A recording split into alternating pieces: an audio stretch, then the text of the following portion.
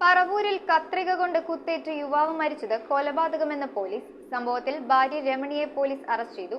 വീട്ടുവഴക്കിനിടെ രമണി സിബിനെ കത്രിക കൊണ്ട് കുത്തുകയായിരുന്നു. പറവൂരിൽ കത്രിക വയറ്റിൽ കുത്തി യുവാവ് മരിച്ച സംഭവം കൊലപാതകമെന്ന് പോലീസ് പറഞ്ഞു. സംഭവത്തിൽ ഭാര്യ രമണിയെ പോലീസ് അറസ്റ്റ് ചെയ്തു. ജൂൺ 2-നാണ് പറവൂർ കുഞ്ഞിത്തയിലെ വാടക വീട്ടിൽ വെച്ച് സിബിന് വയറ്റിൽ കത്രിക വെച്ച് കുത്തേൽക്കുന്നത്. തന്നോടുള്ള ദേഷ്യത്തിൽ സിബിൻ ഭിത്തിയിലേക്കെറിഞ്ഞ കത്രിക താഴേക്ക് വന്ന് വയറ്റിൽ കുത്തിക്കയറിയെന്നാണ് രമണി ബന്ധുക്കളോട് പറഞ്ഞിരുന്നത്.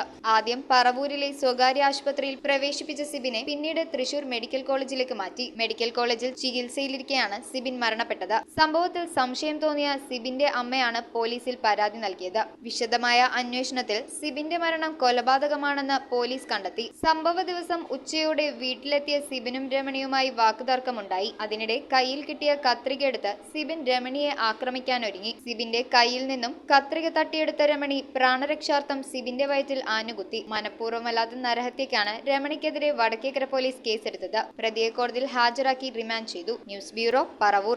ആദ്യ കാഴ്ചയിൽ നിങ്ങളുടെ മനസ്സിൽ പതിയുന്ന ലൈറ്റ് വെയ്റ്റ് സ്വർണ്ണാഭരണങ്ങളുടെ വൈവിധ്യമാർന്ന കളക്ഷൻസ്. 250 മില്ലി മുതലുള്ള കുട്ടിവളകൾ, 1.5 ഗ്രാമിൽ തുടങ്ങുന്ന മാലകൾ, 2 ഗ്രാം മുതലുള്ള വലിയ വളകൾ. Aleena golden diamonds,